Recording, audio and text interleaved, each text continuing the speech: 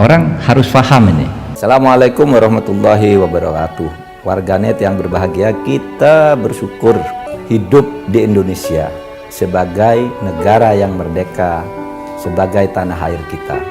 Mari cintai tanah air kita ini agar kita bisa melaksanakan perintah Allah dengan sebaik-baiknya. Demokrat dan AHY tahu persis Anies nggak mungkin bisa maju tanpa Partai Demokrat. Karena gabungan Gerindra dan PKS itu tidak cukup. Ini kuncian yang sebenarnya mematikan. Satu sisi misalnya kalau AHY tidak diambil oleh Anies sebagai pendamping, maka sangat mungkin Demokrat akan balik badan. Tapi pada saat yang bersamaan, kalau AHY jadi pendamping Anies, AHY tidak bisa memberikan insentif politik elektoral yang selama ini memang menjadi kelemahan Anies.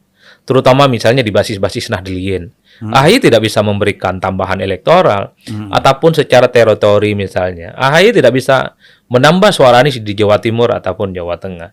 Ini yang sepertinya membuat kenapa Nasdem maju mundur tentang AHY, maju mundur tentang Partai Demokrat yang selalu mematok harga mati soal cawapres.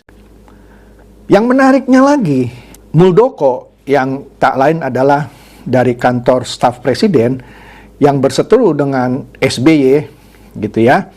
Dan di beberapa pengadilan kan Pak Muldoko kalah terus ya ketika dia mau mengambil alih Partai Demokrat. Tapi kali ini adalah upaya hukum terakhir, yaitu dia mengajukan PK ke Mahkamah Agung.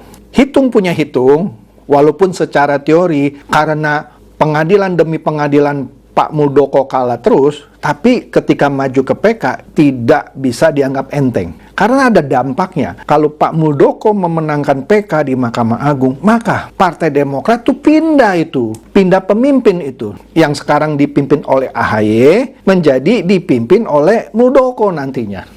Kami tidak rela dan tidak sudi partai kami diambil alih. Perseteruan antara Ketua Umum Demokrat Agus Harimurti Yudhoyono atau AHY dengan Kepala Staf Kepresidenan atau KSP Muldoko terkait keabsahan kepengurusan partai menemui babak baru. AHY menyebut bahwa Muldoko telah mengajukan peninjauan kembali atau PK setelah kasasinya ditolak oleh Mahkamah Agung atau MA. Menurut AHY, upaya ini dilakukan guna menjegal pencapresan Anies Baswedan. Hal ini disampaikan oleh AHY dalam pidatonya di Posko Perubahan dan Perbaikan Jakarta pada Senin 3 April 2023, AHY mengklaim bahwa pihaknya menerima informasi adanya upaya dari KSP Muldoko dan Joni Allen Marbun pada 3 Maret lalu.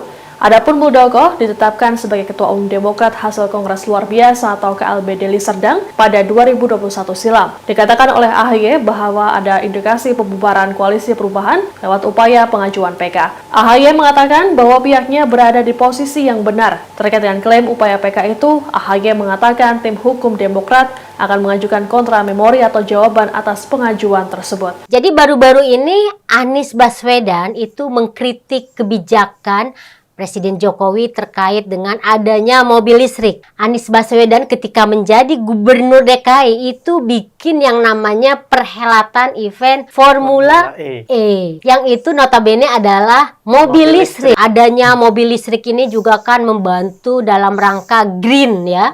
Itu malah didukung dengan berbagai kebijakan. Ternyata sekarang justru mengkritik. Ini menunjukkan bahwa lagi-lagi Anies Baswedan seakan-akan ingin membuktikan bahwa dirinya itu adalah antitesa dari Presiden Jokowi. Formula E yang dibuatnya itu tuh notabene adalah mobil listrik. Dan kalau kita bicara mobil listrik itu kan ya di era globalisasi sekarang ini bukan hanya tantangan dalam negeri, tantangan luar negeri juga, masalah lingkungan dan polusi. Maksud saya sempat juga tuh statement yang dikeluarkan oleh Pak Anies itu terkait dengan emisi. Kemudian Pak Anies menolak mobil listrik seolah-olah ingin menjadi antitesa, ini jadi nggak masuk akal. Ini arah Indonesia Pak Anies bawa ini mau kemana nih? Apakah kita kembali menggunakan BBM atau kita menuju Indonesia yang lebih maju menggunakan mobil listrik gitu?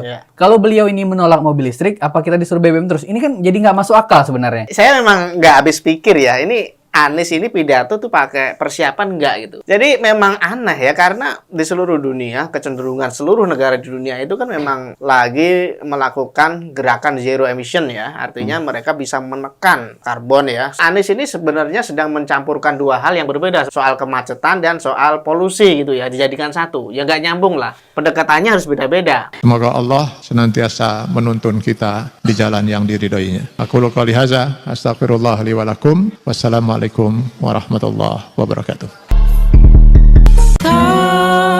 Terima kasih.